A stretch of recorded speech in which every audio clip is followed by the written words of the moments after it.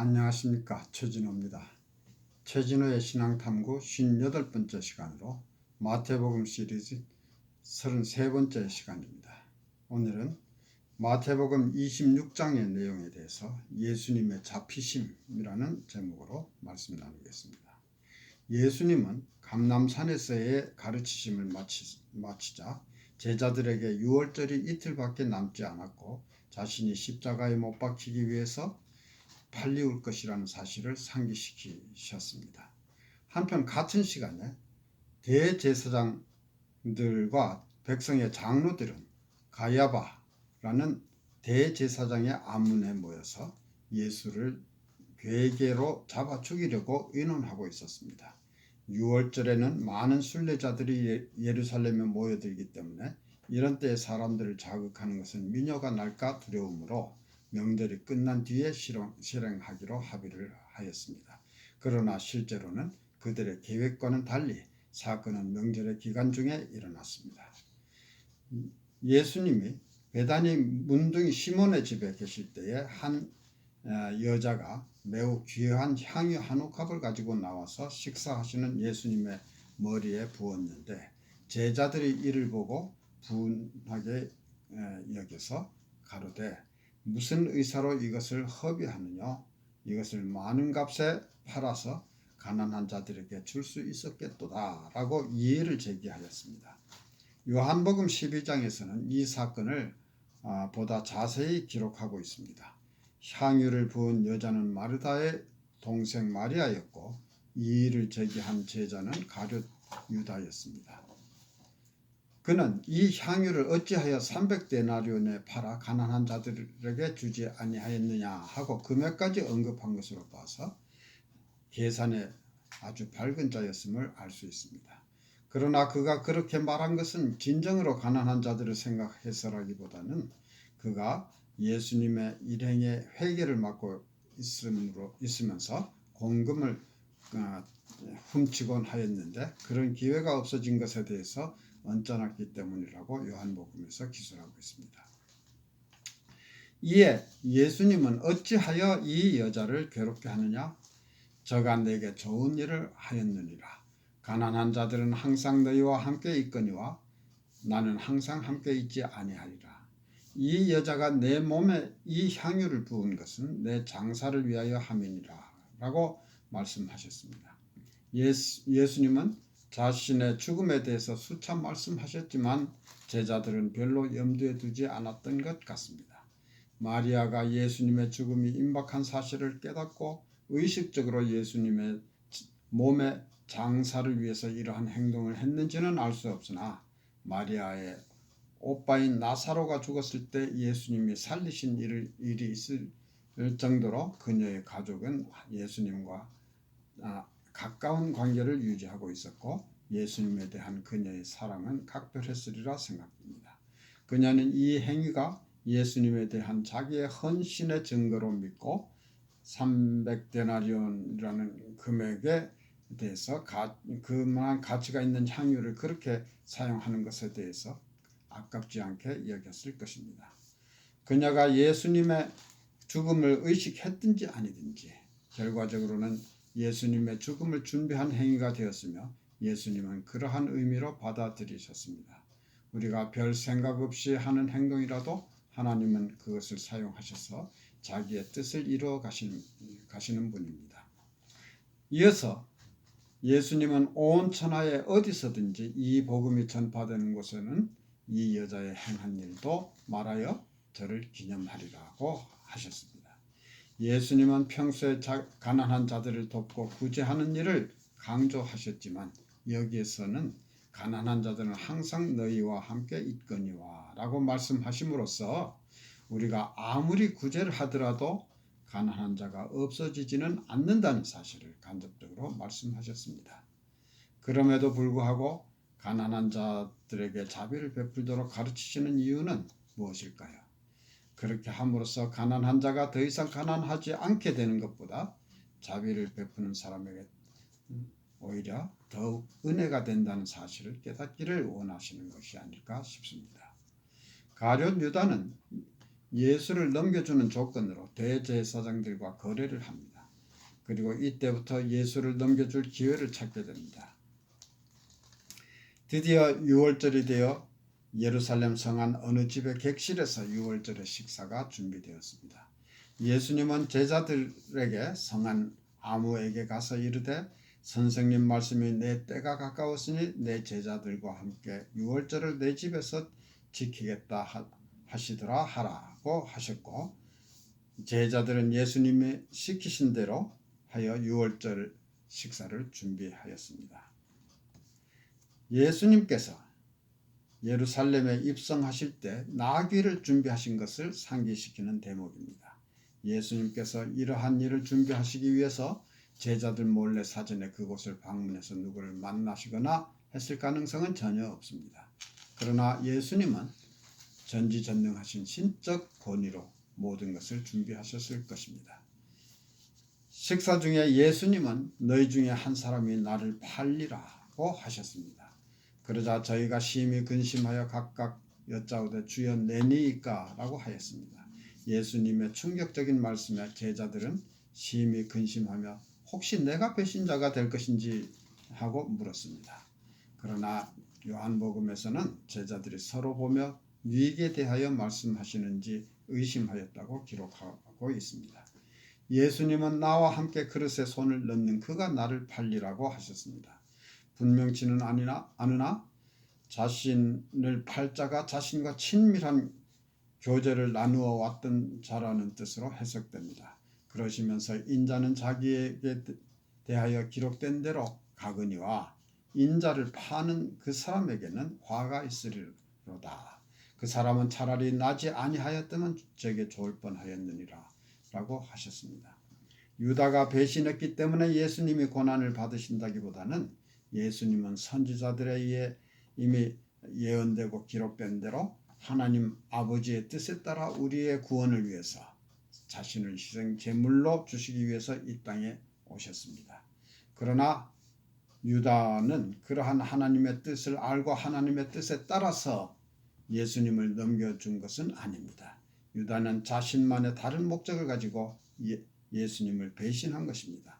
예수님은 배신한 유다에게는 화가 있을 것이며 차라리 태어나지 않는 것이 좋을 뻔하였다고 하십니다. 우리가 어떠한 죄를 범해도 언젠가 회개하기만 하면 예수님은 우리를 다 용서하시는 분입니다. 아무리 악한 죄인이라도 용서받을 가능성은 있는 것입니다. 그러나 예수님께서는 그 어느 누구에게도 사용하신 일이 없는 표현을 유다에게 사용하셨는데, 즉 나지 않는 것이 좋을 뻔하였다는 말씀은 결코 용서받을 가능성이 없다는 말로 들립니다. 유다는 태연한 척 라비어 내니이까 하고 묻습니다. 다른 제자들은 예수님을 주라고 부르는데 비해서 유다는 랍비 즉 선생이라는 뜻으로 불렀습니다. 예수님은 내가 말하였도다 라고 대답하심으로써 그가 배신자이심을 밝히셨습니다. 그러나 그 자리에 있던 제자들은 아무도 이 두 사람의 짧은 대화의 뜻을 알아차리지 못하였습니다. 예수님은 6월절 식사의 자리에서 새로운 의례를 제정하셨습니다. 떡을 떼어 축사하시고 이것은 자신의 몸이라고 하시고 또 포도주를 들어 죄 사함을 얻게 하려고 많은 사람을 위해서 흘리는 자신의 피라고 하시면서 특별한 의미를 부여하셨습니다. 6월절 만찬의 이 부분은 오늘날까지 그리스도인들에 의해서 지켜져 왔으며 주의 만찬 또는 성찬이라고 부르는 의식인 것입니다. 이것은 매우 상징적인 의식을 통해서 하나님께서 우리를 위해서 하셨고 지금도 하고 계시며 앞으로도 하실 모든 일을 되새기며 기념하는 의식인 것입니다. 함께 감람산으로 가시던 중 예수님은 제자들에게 스가랴 13장 7절의 기록을 인용하시면서 오늘 밤에 너희가 다 나를 버리리라고 예언하셨습니다. 그러나 살아나신 후에는 제자들보다 먼저 갈릴리로 가 계실 것임을 말씀하십니다. 다혈질적 성격의 소유자인 베드로는 자신이 주를 버릴 것이라는 사실을 도저히 인정할 수 없었습니다.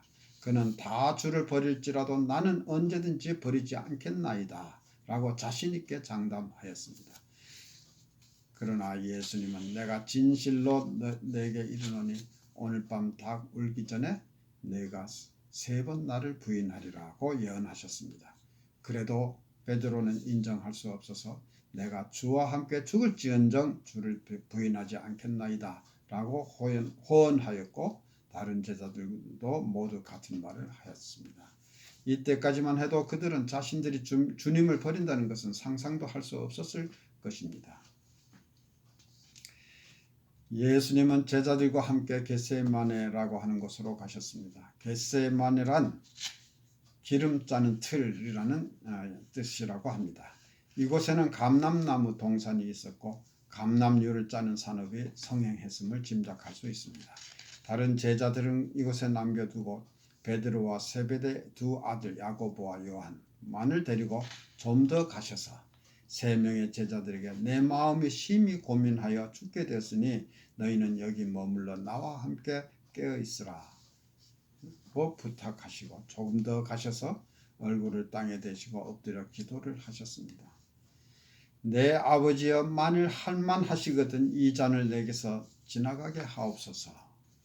여기에서 예수님의 인간적인 약한 모습을 볼 수 있습니다. 예수님은 완전한 하나님이자 동시에 완전한 사람이십니다. 앞으로 당하실 고통을 미리 아시는 상황에서 인간으로서 얼마나 두렵고 고민스러웠겠는가. 그러나 다음 순간 예수님은 인간적인 약함을 극복하시고 그러나 나의 원대로 마옵시고 아버지의 원대로 하옵소서라며 아버지께 순종하는 기도를 하셨습니다. 한동안 기도하신 후에 3명의 제자들이 있는 곳으로 와보니 그들은 자고 있었습니다. 이에 예수님은 베드로에게 너희가 나와 함께 1시 동안도 이렇게 깨어있을 수 없더냐. 시험에 들지 않게 깨어있어 기도하라. 마음에는 원이로되 육신이 약하도다 라고 하시고 다시 가셔서 같은 기도를 하시고 돌아와 보니 제자들은 또 자고 있었습니다. 이번에는 그들을 그대로 두고 3번째 가셔서 같은 기도를 하신 후에 제자들에게 돌아오셔서 보라 때가 가까웠으니 인자가 죄인의 손에 팔리우느니라. 그리고 마음의 준비가 완료되었음을 나타내는 말씀을 하셨습니다.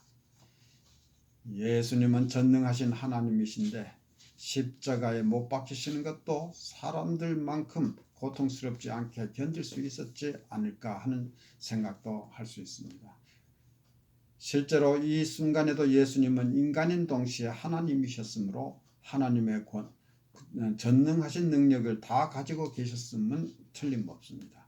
그러나 예수님은 하나님으로서의 능력을 사용하지 않으시고 사람으로서의 그 고통을 견디시기 위하여 기도로서 마음의 준비를 하실 필요가 있었던 것입니다. 뿐만 아니라 예수님은 자신이 기도하는 동안 세 제자들에게 자기와 함께 깨어있기를 부탁하셨습니다. 하나님으로서가 아니라 인간으로서 가장 힘들고 어려운 때 주님은 자신을 가장 이해하고 공감했던 살아가는 제자들이 함께 깨어서 기도함으로써 도움을 주기를 원하셨을 것입니다. 그러나 예수님의 이러한 마음을 헤아리지 못하는 제자들은 피곤을 이기지 못하여 번번이 자고 있었습니다. 예수님은 우리를 사랑하셔서 우리를 위해서 대신 그러한 고통을 받으시는데 이처럼 우리는 예수님께 지극히 작은 것도 해드리지 못하는 것입니다. 예수님께서 일어나라 함께 가자 보라 나를 파는 자가 가까이 왔느니라고 말씀하실 때에 대제사장들과 백성의 장로들에게서 파송된 큰 무리가 가룟 유다의 안내를 받아 도착하였습니다. 큰 무리라는 표현이 있는 것으로 보면 이들은 예수님을 지키기 위한 저항이 있을 것으로 생각하고 이에 대비해서 많은 수의 군사들을 데리고 온 듯합니다. 그들은 검과 몽치를 가지고 있었습니다. 또 이때가 밤이었으므로 요한복음 18장 3절에 의하면 그들은 등과 횃불도 가지고 있었습니다. 유다는 자기가 입 맞추는 자가 예수라고 미리 군호를 짠 대로 예수님께 나와 랍비여 안녕하시옵니까 하며 입을 맞추었습니다. 예수님은 친구여 내가 무엇을 하려고 왔는지 그대로 행하라고 하시며 순순히 체포에 응하셨으나 함께 있던 자 중에 하나가 저항하며 검을 빼어 대제사장의 종을 쳐서 그 귀를 떨어뜨렸습니다. 요한복음 18장 10절에서는 검을 사용한 사람은 베드로였고 귀가 잘린 대제사장의 종의 이름은 말고였다고 밝히고 있습니다. 베드로는 이때 잠에서 막 깨어나서 상황을 완전히 파악하지 못한 채 예수님을 체포하러 온 자들로부터 예수님을 보호하려 했을 것입니다. 예수님은 내 검을 도로집에 꽂으라. 검을 가지는 자는 다 검으로 망하느니라고 하시며 오히려 베드로를 말리셨습니다. 그러시면서 너는 내가 내 아버지께 구하여 지금 12영 즉 12군단이라는 뜻입니다. 12영이 더 되는 천사를 보내시게 할 수 없는 줄로 아느냐. 내가 만일 그렇게 하면 이런 일이 있으리라고 기록한 성경이 어떻게 이루어지리요? 라고 말씀하셨습니다. 예수님은 하시려고 마음만 먹으면 엄청난 천사의 군단을 불러서 이들을 물리칠 수 있으나 하시지 않는다는 뜻이며 만일 그렇게 한다면 성경에서 예언된 하나님의 계획은 이루어질 수 없음을 말씀하신 것입니다. 누가복음 22장 51절에서는 예수님은 말고의 귀를 만져서 낫게 하셨다고 기록하고 있습니다. 이는 예수님께서 이때에도 아직 신적인 능력을 가지고 계셨음을 입증하는 것입니다. 그리고 예수님은 잡으러 온 자들에게 너희가 강도를 잡는 것 같이 검과 몽치를 가지고 나를 잡으러 나왔느냐? 내가 날마다 성전에 앉아 가르쳤으되 너희가 나를 잡지 아니하였도다 라고 하셨습니다. 실제로 예수님이 성전에서 가르치실 때 잡으려면 얼마든지 할 수 있었을 것입니다. 그러나 종교 지도자들은 민중이 예수님을 선지자로 알고 있었기 때문에 밀란이 일어날까 두려워 하지 못했던 것입니다. 그리고 이것은 예수님에 대해서 예언하였던 선지자들의 글이 이루어짐을 의미하는 것입니다. 상황이 이렇게 되자 제자들은 다 예수님을 버리고 도망하였습니다. 예수님을 잡은 자들이 대제사장 가야바에게로 끌고 갔습니다. 그러나 요한복음에 의하면 그보다 먼저 전임 대제사장이자 가야바의 장인인 안나스에게로 먼저 끌고 갔다고 합니다. 그들은 아마도 이렇게 함으로써 고의적으로 시간을 끄는 한편에 재빨리 공회를 소집한 것으로 보입니다. 베드로는 멀찍이 예수님을 쫓아 대제사장의 집들에까지 가서 그 되어가는 사정을 보려고 안에 들어가서 엿보고 있었습니다. 종교 지도자들은 예수님을 죽이는 것이 목적이지만 죽일 만한 죄를 지은 증거가 없으므로 대제사장들과 온 공회가 공모해서 거짓 증거를 찾기 시작했습니다. 그러나 거짓 증인들 간에도 말이 서로 맞지 않아서 합치된 증거를 얻지 못하게 되자 어떤 자들은 예수님이 이전에 너희가 이 성전을 헐라 내가 사흘 동안에 일으키리라고 하신 말씀을 트집잡는 모습이 보이기도 합니다. 이들은 이 말씀을 성전 모독이라고 몰아갈 생각이었을 것입니다. 예수님의 말씀은 그런 뜻이 아니고 성전이신 자신의 몸이 죽으신 후에 3일 만에 다시 살아나실 것을 빗대어 예언하신 것이었습니다. 이들의 송사에 예수님은 아무 대꾸도 하지 않으시고 잠잠하셨습니다. 마침내 대제사장이 나섰습니다. 내가 너로 살아계신 하나님께 맹세하게 하노니 내가 하나님의 아들 그리스도인지 우리에게 말하라고 추궁하였습니다. 이 말을 보더라도 그는 예수님이 하나님의 아들이며 그리스도임을 백성들이 믿고 있다는 사실을 알고 있었다는 것입니다. 그가 만일 진정한 종교 지도자였다면 누구보다도 먼저 진실을 파악하려고 노력했어야 함에도 불구하고 오히려 애써 진실을 외면하고 오히려 하나님의 아들을 죽이려고 혈안이 되어 있음을 보면 인간의 사악함이 어느 정도인가를 느낄 수 있습니다. 이에 예수님은 사실을 말씀하십니다. 내가 말하였느니라. 그러나 내가 너희에게 이르노니 이후에 인자가 권능의 우편에 앉은 것과 하늘 구름을 타고 오는 것을 너희가 보리라. 이에 대제사장은 자기 옷을 찢으며 신성모독이라고 주장하였습니다. 이 경우 대제사장이 옷을 찢은 것은 사실은 율법에 어긋나는 행동이었습니다. 레위기 21장 10절에는 자기 형제 중 관유로 부음을 받고 위임되어 예복을 입은 대제사장은 그 머리를 풀지 말며 그 옷을 찢지 말도록 규정하고 있습니다. 그러면서 그들의 신성모독의 죄는 사형에 해당하므로 더 이상 증인이 필요 없다고 주장하였습니다. 그리고는 예수님의 얼굴에 침을 뱉으며 주먹으로 치고 혹은 손바닥으로 때리며 그리스도야 우리에게 선지자 노릇을 하라. 너를 친 자가 누구냐고 조롱하였습니다. 예수님은 이러한 모욕을 묵묵히 당하셨습니다. 베드로는 대제사장이 집에 뜰에 앉아 있는데 그 집의 여종이 베드로를 알아보았습니다. 너도 갈릴리 사람 예수와 함께 있었도다 하자 베드로는 아니라고 부인하고 앞문까지 나가는데 또 다른 여종이 또 알아보고 이 사람은 나사렛 예수와 함께 있었도다 라고 하자 그는 내가 그 사람을 알지 못하노라 하고 맹세하며 부인하였습니다. 조금 후에 곁에 섰던 또 다른 사람들이 베드로에게 너도 진실로 그 당이라 내 말소리가 너를 표명한다고 하자 그는 내가 그 사람을 알지 못하노라 고 하며 저주하며 맹세하였다고 합니다. 그때 닭 우는 소리가 들리자 베드로는 닭 울기 전에 내가 3번 나를 부인하리라고 하신 예수님의 말씀이 생각나서 밖으로 나가 심히 통곡하였다고 합니다. 감사합니다.